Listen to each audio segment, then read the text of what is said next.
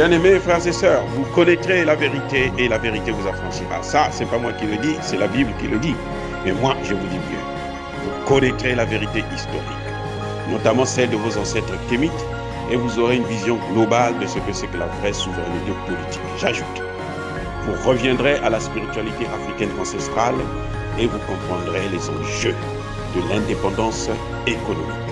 Et pour terminer, vous accepterez votre identité culturelle kémite et vous obtiendrez deux choses. La première, c'est la paix. La seconde, c'est le développement, à une condition. L'unité de toute l'Afrique noire, l'unité de tous les Noirs du monde entier. Ok, à tous, bienvenue sur la chaîne des panafricanistes par essence, par conviction et par excellence. Celle des citoyens kémites par nécessité et obligation de combat. Nous sommes une chaîne qui n'est guidée que par nos ancêtres et rien que par les ancêtres qui appartiennent à l'égrégore du monde noir. Par conséquent, nous ne croyons en aucun Dieu venu de l'étranger. Toutefois, cette vidéo n'est aucunement destinée à inciter à la haine ou à la violence, car nous menons un combat qui est d'abord et avant tout spirituel, intellectuel et démocratique. Ensuite, il est politique, géopolitique et géostratégique contre l'impérialisme, le colonialisme, le néocolonialisme et l'endocolonat, qui sont tous qualifiés de crimes contre l'humanité. Nous menons ce combat sur la base du principe fondamental que nous avons hérité de nos ancêtres kémites, qui est celui de la Mahat, c'est-à-dire solidarité, vérité et justice. Vous êtes donc en droit de connaître la vérité et nous avons l'obligation de vous dire la vérité, et rien que la vérité, afin que justice soit rendue au continent africain. Et ça, c'est notre modeste contribution dans cette noble lutte en faveur de la souveraineté, la dignité, la solidarité et l'unité africaine. C'est exactement ça que nous appelons le panafricanisme. Bien-aimés frères et sœurs, en tant que docteur en sciences politiques, je ne me permettrai pas de parler que des sujets qui vont vous faire sourire, que vous allez aimer, que vous allez adorer, des sujets qui suivent le cours de l'histoire, le mouvement de la majorité. En tant que docteur en sciences politiques, je dois aussi parler des sujets qui fâchent.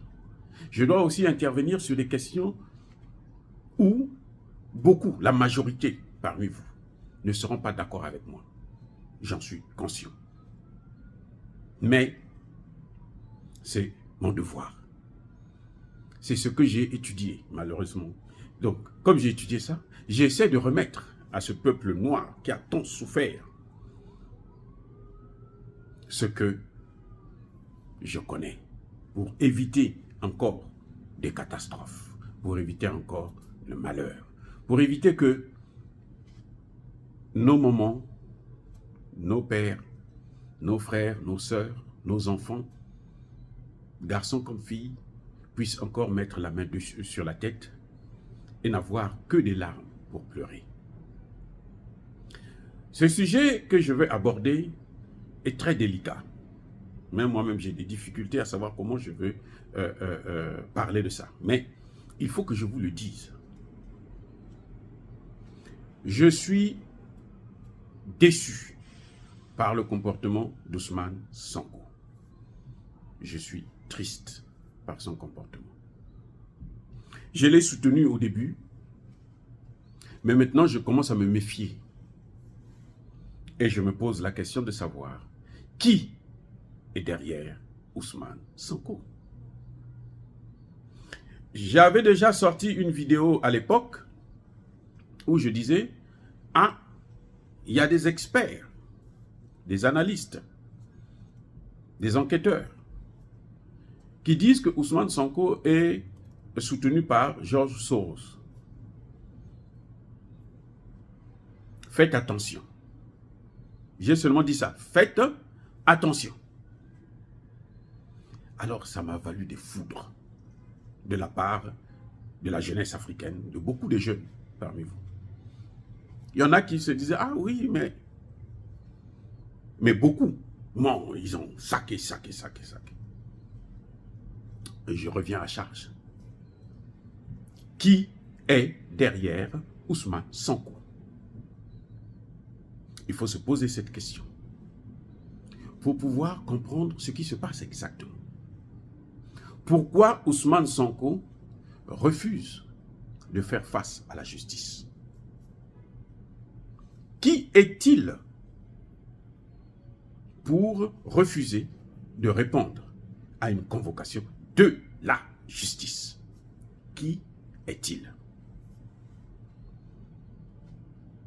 Si Ousmane Sonko arrivait à être candidat et gagne les élections, quand il sera président, il va diriger avec quelle institution? Ce n'est pas cette même justice-là, ou bien il va venir avec sa justice à lui, celle de la rue. Les gens qu'il mobilise là, pour la désobéissance civile, il va les prendre pour venir avec eux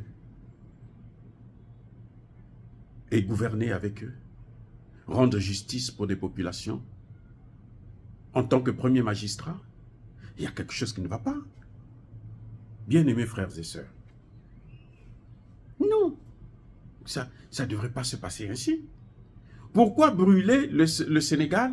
Parce que Ousmane Sonko est menacé de l'inéligibilité. Pourquoi? Il y a beaucoup d'autres candidats de l'opposition qui sont là. Pourquoi un seul candidat veut embraser le pays? Et comment se fait-il que les Occidentaux le tolèrent, à travers leurs médias bien sûr, alors qu'ils savent que ces mouvements-là vont aller jusqu'à détruire, saboter les intérêts de la France et des pays occidentaux.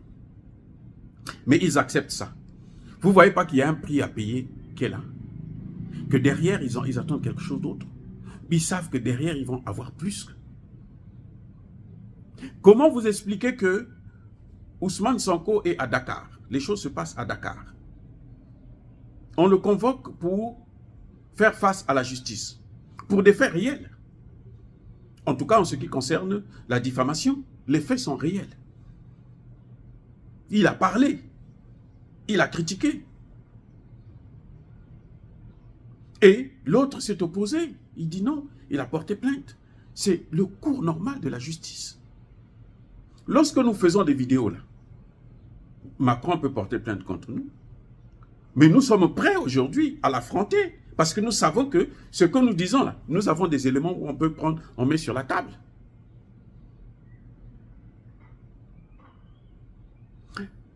Il faut comprendre une chose.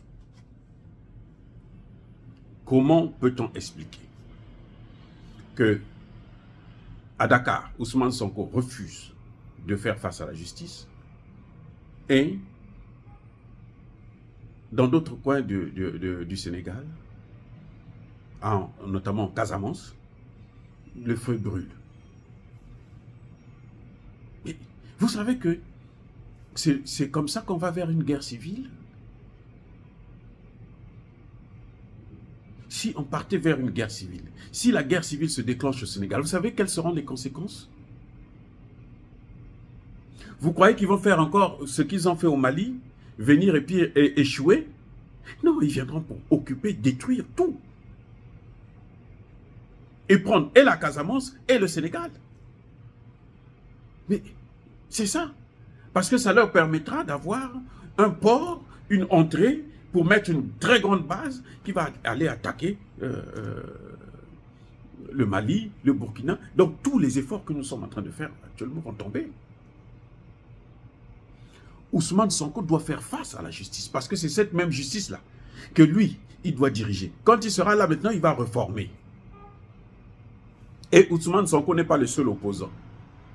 Rien, je répète encore, rien ne dit que si Ousmane Sonko se présente à l'élection, il va gagner cette élection.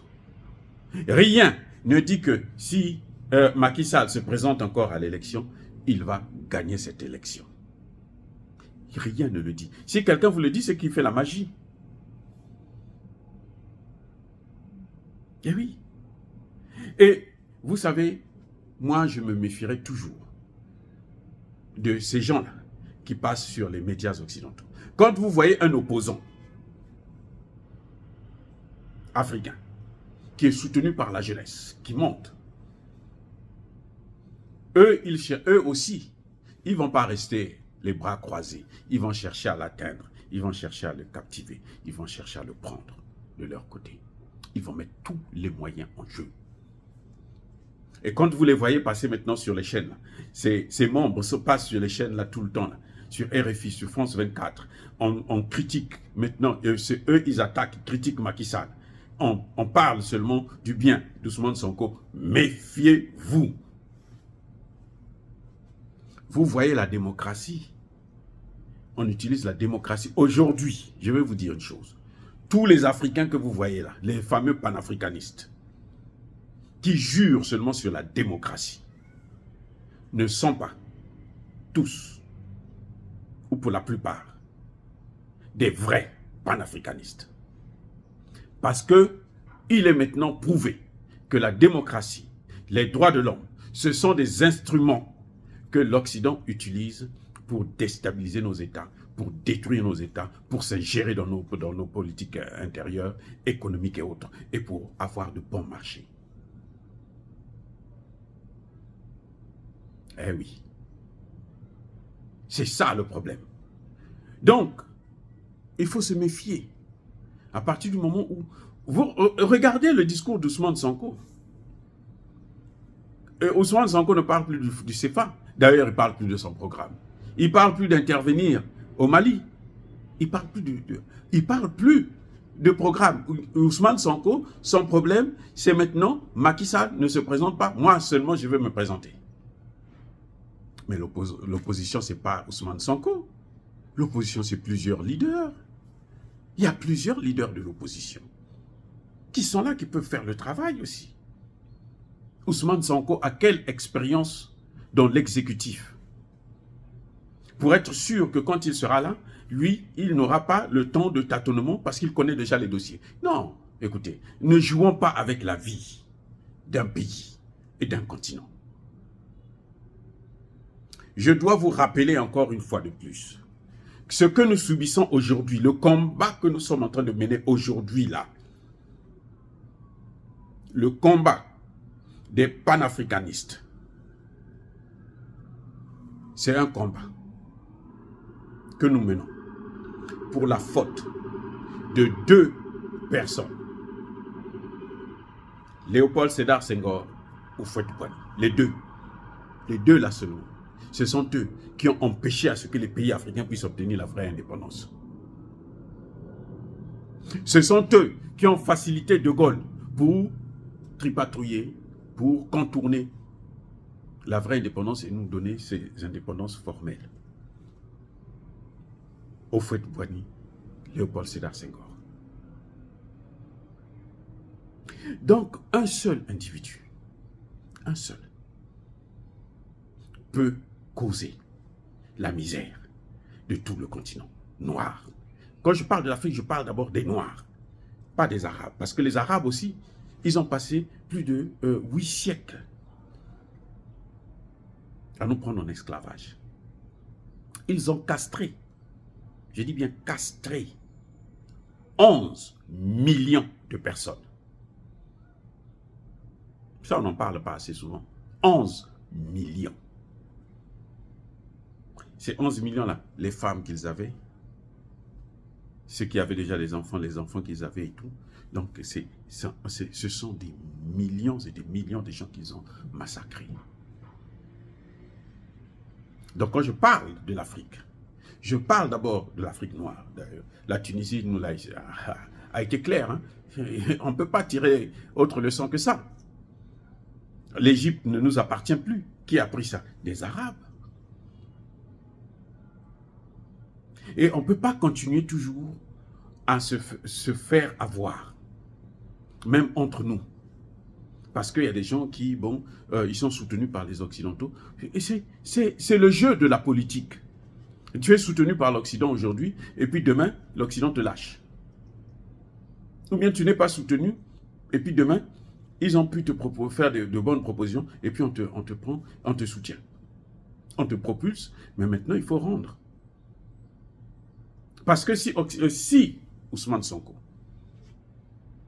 a été avalé par les puissances occidentales. Ils veulent faire de lui président parce qu'ils ont besoin des jeunes. Vous voyez, en Europe, là, pour coloniser l'Europe, là, qu'est-ce que les États-Unis ont fait? Ils ont placé des jeunes. Vous allez voir que la plupart des présidents actuellement en Europe, c'est quarantaine jusqu'à 50 ans. Mais la majorité, c'est la quarantaine. En France, en Italie, en Espagne, un peu partout. On est dans la quarantaine. Donc, ils ont choisi des jeunes parce qu'on peut les manipuler plus facilement. Ils ont choisi des gens qui n'ont pas d'expérience parce qu'on peut leur faire avaler n'importe quelle pilule. Ils ne veulent plus les casser de la politique, ils vont résister. Et nous, la jeunesse, on la manipule très facilement en leur disant que non, lui il est vieux, lui il ne peut plus gouverner, lui il est dépassé, lui il est resté là il y a longtemps, lui ceci, lui cela, maintenant il faut que ce soit un jeune. C'est vrai, la jeunesse a soutenu Ousmane Sonko. Moi-même, je l'ai soutenu. Mais, je constate malheureusement qu'il me semble qu'il doit être avalé. Son discours n'est plus le même. Il prend un discours, une position de rebelle. Mais pourquoi embraser le pays parce que toi, tu n'es pas candidat ou parce que toi, tu n'es pas président? La bagarre se passe à la justice. Quand il est allé en première instance, au tribunal correctionnel, pour l'affaire comment on appelle ça là, de la diffamation, il a eu quoi? 2 mois. Donc, avec cette sanction-là, il n'avait pas besoin, il pourrait toujours être candidat. Ils ont amené le dossier en appel. Mais pourquoi il n'est pas venu défendre le dossier en appel? Il n'est pas venu. 1. Le non-respect de la justice. Et aucun magistrat sérieux ne va accepter, tolérer des choses comme ça. Il va frapper fort. Tant pis pour toi. Il refuse de partir. Maintenant, on a donné, les magistrats ont pris une décision plus forte. Il faut qu'ils se battent sur le plan juridique, qu'ils prennent des avocats. RFI est bien placé pour lui trouver les meilleurs avocats possibles. Si vous le voulez. Donc, je crois que la jeunesse doit se ressaisir. Ne pas embraser le Sénégal pour les intérêts d'un homme, pour le destin d'un homme, pour l'ambition d'un homme. Je comprends qu'il faut se battre pour son destin. Il faut se battre, c'est clair. Ça, mais il y a des limites. On ne peut pas embraser tout un pays parce que vous n'êtes pas candidat, parce que vous n'êtes pas président. Ça n'a aucun sens, c'est ridicule. Ça ne se fait pas partout, c'est anormal. Et malheureusement, Ousmane Sonko a plusieurs dossiers judiciaires. Plusieurs. Il y a le viol, ou le harcèlement et autres, il y a les autres. Donc, tout ça là, il faut qu'il se batte. Quitte à ce qu'il se bat juridiquement, il laisse passer tout ça, même s'il y a un autre mandat qu'il va perdre, ce mandat-là, le prochain mandat, il est encore jeune. Mais nous avons un modèle pour ça, non? Le combat politique. Nous avons un modèle qui est encore là vivant. C'est Laurent Gbagbo. Il a même fait la prison pour ses idées, pour la démocratie. Il est allé jusqu'à La Haye après. Il est revenu. Mais c'est ça le modèle. Pourquoi prendre des armes? On a vu, Guillaume Soro a pris les armes, non? Qu'est-ce que ça a donné? Un génocide. On a massacré des Ivoiriens. Il y a eu 20 000 morts. Guillaume Soro est maintenant en fuite. Alassane Ouattara, on ne peut pas le toucher parce que Alassane Ouattara, c'est leur homme. Et c'est ça que les Sénégalais veulent aussi, cette expérience-là. Moi, je pense que le modèle de Laurent Gbagbo, c'est le meilleur à suivre pour l'instant. On a vu un autre modèle qui malheureusement n'est plus avec nous. En Afrique du Sud, Nelson Mandela. Un combat juridique. C'est d'abord la justice qu'il faut suivre. Si tu ne respectes pas déjà la justice, il y a un problème grave. Tu dois rester dans la justice et puis voir comment on va évoluer. Là, le Sénégal ne va pas s'arrêter parce que Ousmane Sonko n'est pas candidat. Non. Oh, bien-aimés frères et sœurs, dire cela, c'est inciter à la haine ou à la violence. Non, non, non, non, non, non, il y a ma colère. Nous parlons. Mais non, ceux qui ne sont pas contents, bon, écoutez, je ne suis pas là pour faire plaisir aux gens. Je développe les idées que je trouve, moi, justes. En tout cas, pour tous ceux qui me suivent, comme d'habitude, je persiste et je signe. Soyez bénis, abondamment bénis par le Dieu des Kémites. Mais, que tous ceux qui persécutent l'Afrique, tous ceux qui le déstabilisent, tous ceux qui contribuent à freiner l'évolution du continent, l'émancipation du continent africain, qu'ils soient noirs, qu'ils soient blancs, arabes, chinois, indiens, qui qu'ils soient maudits, punis, foudroyés, neutralisés, écrasés, effacés par ce Dieu des Kémites et par nos ancêtres angélisés. Vive le Sénégal, vive l'Afrique éternelle, j'ai dit et j'assume.